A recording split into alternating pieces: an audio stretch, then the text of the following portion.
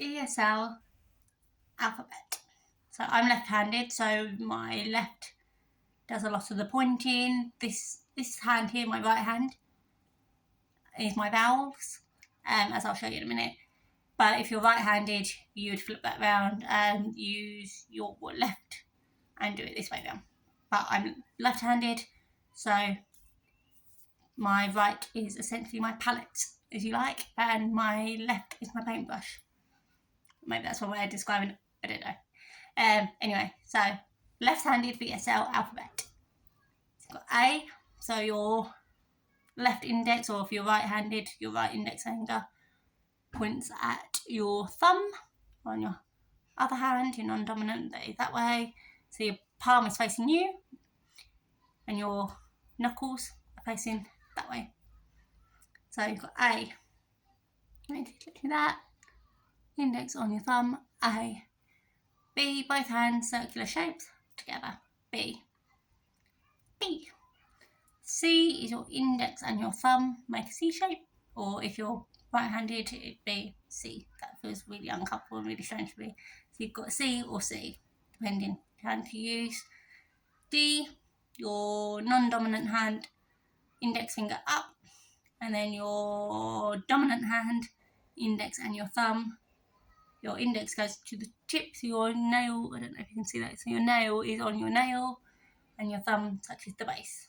And it's important that it is tip to base, because you'll find out later, but yeah, it's important. So that's your D. D. E is your index finger, both hands, is E. You've got A, E. The index finger with your dominant hand touches the index of the other one, E. F, you get your non-dominant hand, two fingers out like that, completely flat, and then the other two on top, F. So these two and these two, F. G, your non-dominant in a circular shape, and your dominant hand on top, G. G.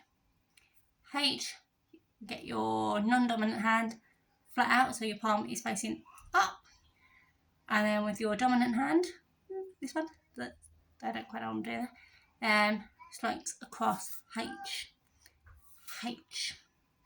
I, you want your index finger of your dominant hand touch the middle finger of your non-dominant. So you've got I. I've forgotten what letter I'm up to. C, D, G, H. Yeah, I. So then J, you would do your index finger on your middle finger goes down and round into a J, but you actually do it this way down. So it's J. J, but just so you can see, what I'm doing is down there, round J, and that's your thumb, J. And again, if you're right-handed, you would go the other way, so it'd be, it seems really weird doing it this way, J, J.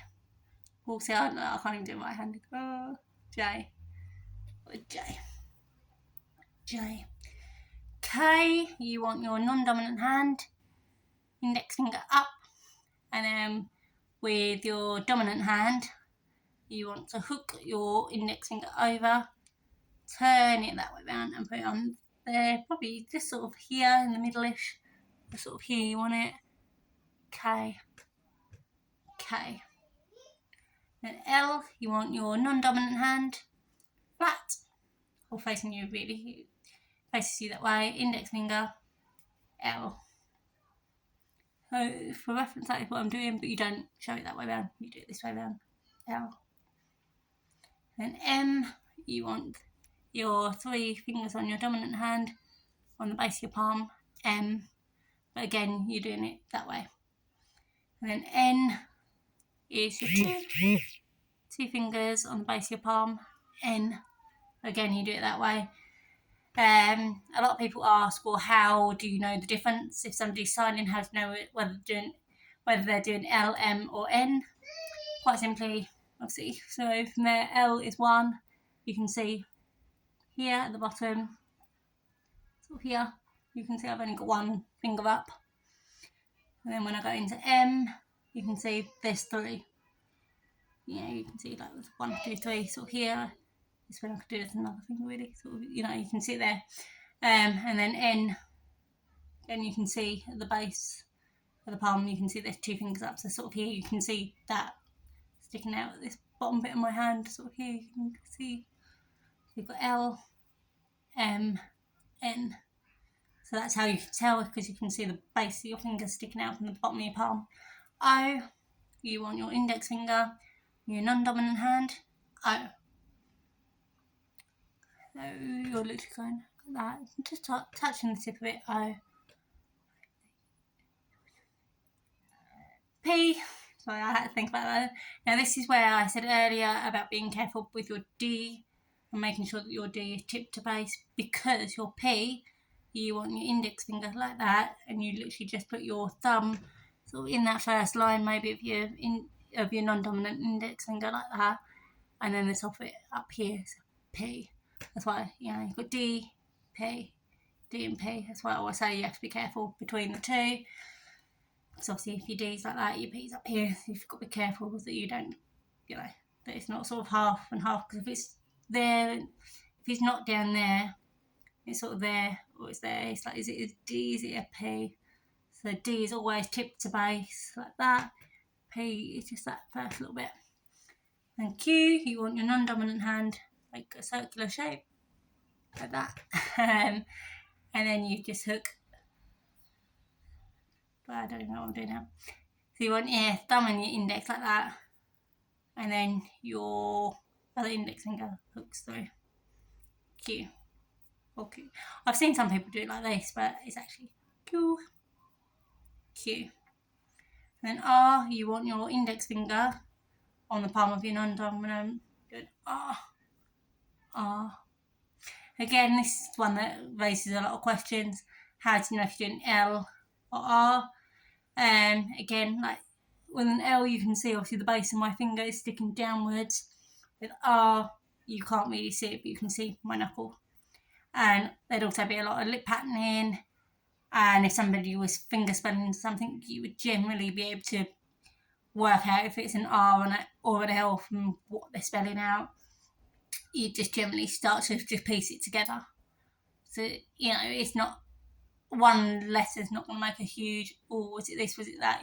You can sort of piece it together. So like if I was doing Liverpool, you'd know if you've got the L, the I, the B, E, R, P, O, L, L, and you only miss the R, you can kind of piece together what that missing letter is. And then, anyway, sort of waffling.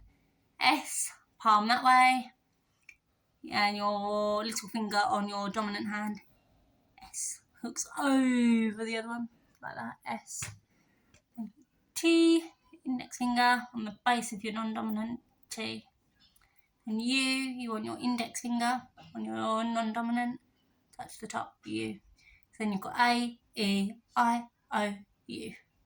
So all on your non-dominant, or if you're right-handed, I'm going to try and do it. You've got A, E, I, O, and U. A, E, I, O, U. I went a bit quick there, sorry. A, E, I, O, U. Yeah, I forgot where I'm at, sorry. Q, R, S, T, U, B. There we are. So V is your index and your middle finger. Make a V shape on the base of your palm, and then obviously it's this way. Yeah, you've got B, B.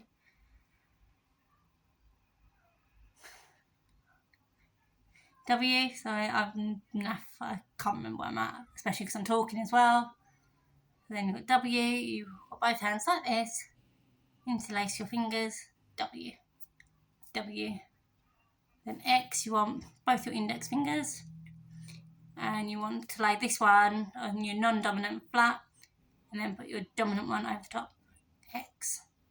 Then Y, you want your non-dominant hand facing that way, so your palm is facing out, and then your index finger, I'm going to turn it around just to show you, but you then want your index like that, Y. So it'd be palm that way, your index finger straight down about Y, Y.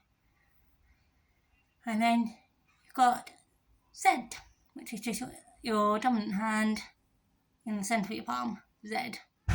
So then you've got A, B, C, D, E, F, G, H, I, J, K, L, M, N, O, P, Q, R, S, T, U, V, W, X, Y, and Z. Thank you.